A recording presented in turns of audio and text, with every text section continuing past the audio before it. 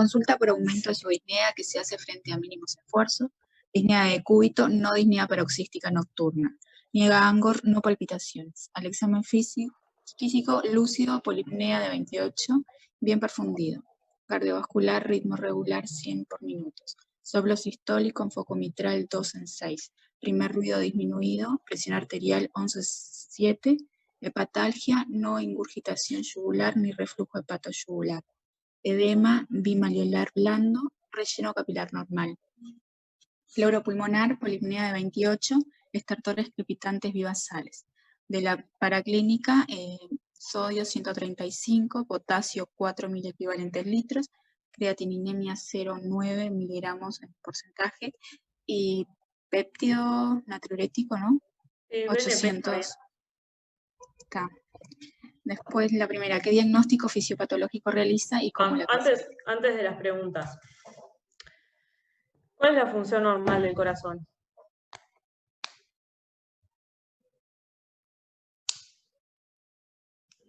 Distribuir sangre a todo el organismo. Ahí está, más que distribuir, bombear, ¿no? Sí. La sangre para que llegue a todo el organismo. Ahí está. Entonces, ¿qué es la insuficiencia cardíaca? ¿Cómo la definirían? Cuando no tiene la capacidad de bombear lo que necesita, ya sea porque está disminuida el trabajo que hace el corazón o aumentada lo que necesita el cuerpo.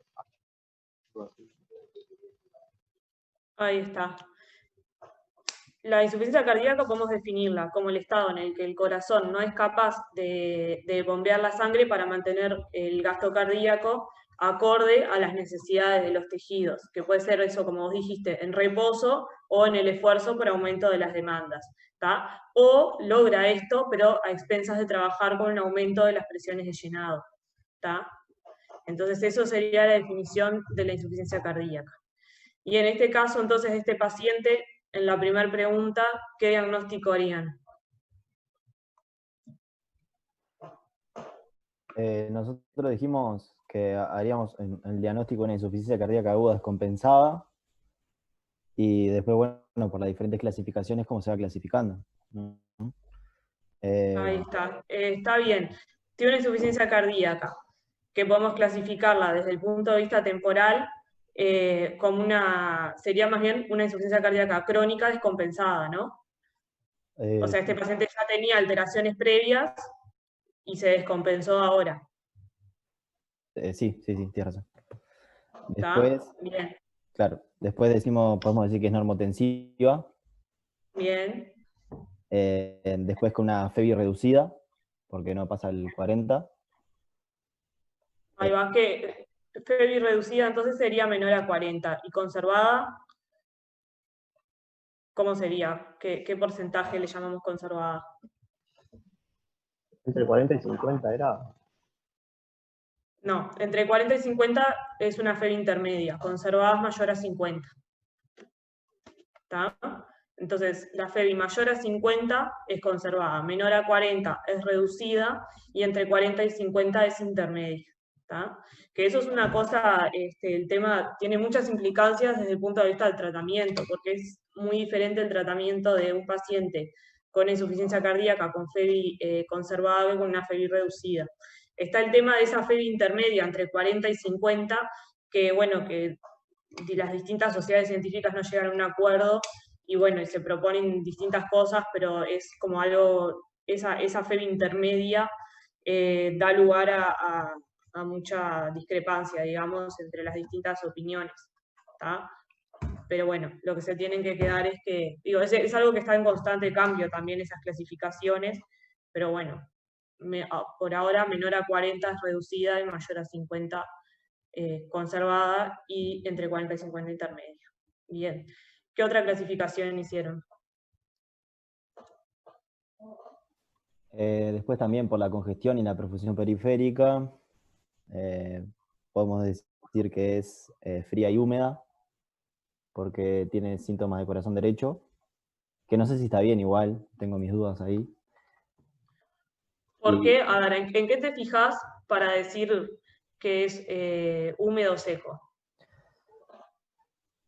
No nos tenemos que fijar en la sintomatología de la clínica y ver si, y el edema, por ejemplo, que nos puede estar hablando de algo frío, ¿no? De este edema del caso que presenta el paciente.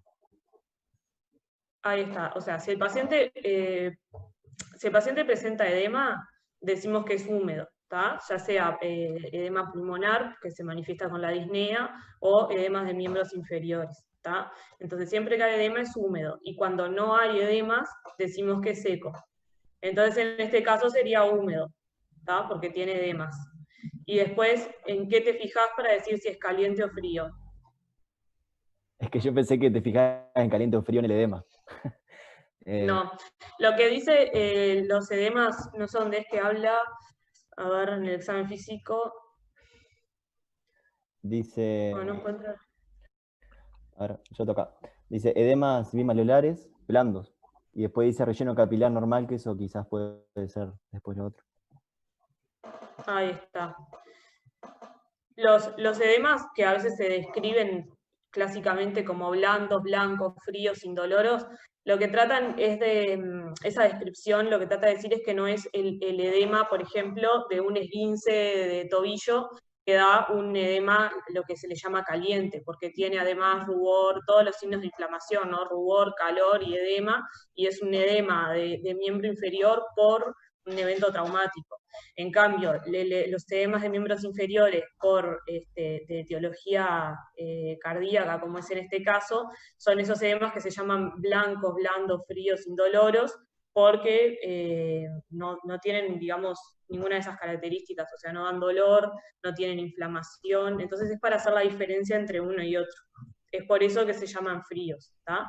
Pero para el perfil hemodinámico de la clasificación de la insuficiencia cardíaca, nosotros decimos frío o caliente en base a la perfusión del paciente, ¿tá? Que en este caso dice que está bien perfundido, además tiene una presión arterial normal, ¿tá? Y no sé si habla de los pulsos, creo que no habla de los pulsos, pero bueno, si tiene pulsos llenos, relleno capilar normal y una presión arterial normal, entonces le podemos definir como caliente, porque el paciente está bien perfundido.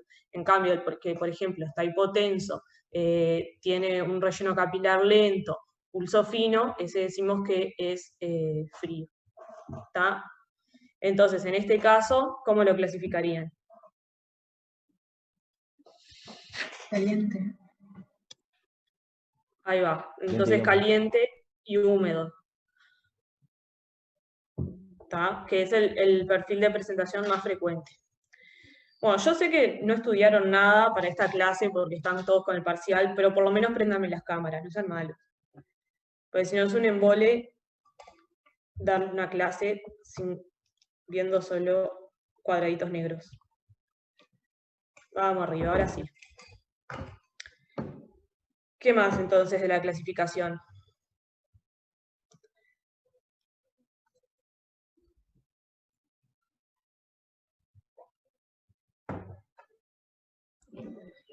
Desde el punto de vista del ventrículo afectado, creo que ya habían dicho por ahí que le llamaban global, ¿no?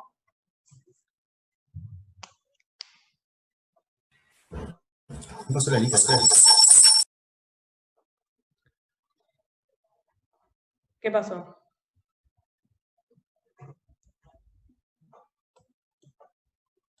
No se escucha algo raro ahí, está, no importa. Desde el punto de vista del ventrículo afectado, ¿cómo podemos clasificarlo?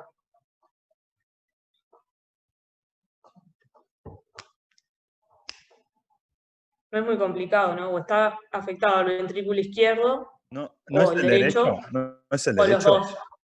Bueno, No es ahí el está. derecho porque tiene líquido en los pulmones y tiene la hepatalgia. Bien, ahí va. Lo que decía yo, puede tener afectado el izquierdo, el derecho o los dos, ¿tá? Que cuando es los dos es cuando hablamos de una insuficiencia cardíaca global, ¿tá? Porque hay afectación de ambos ventrículos. En este caso, entonces, vos dijiste que el derecho está afectado porque tiene edema pulmonar, hepatalgia, ¿qué más? Los edemas son del corazón derecho. Ahí está, los edemas de miembros inferiores. Todo eso nos habla de falla derecha, ¿tá? Que los edemas de miembros inferiores son algo que nos hablan de falla derecha crónica, ¿tá? Y en cambio, la hepatalgia es más de agudo, ¿tá? Porque hay una distensión de la cápsula de Gleason del hígado, que es lo que genera ese dolor, ¿tá? ¿Y por qué la falla derecha da edemas y disnea y hepatalgia? En el edema de pulmón no es porque, o sea, al haber una insuficiencia del corazón derecho, tipo hay un aumento en las presiones del ventrículo y eso genera un aumento en las presiones de los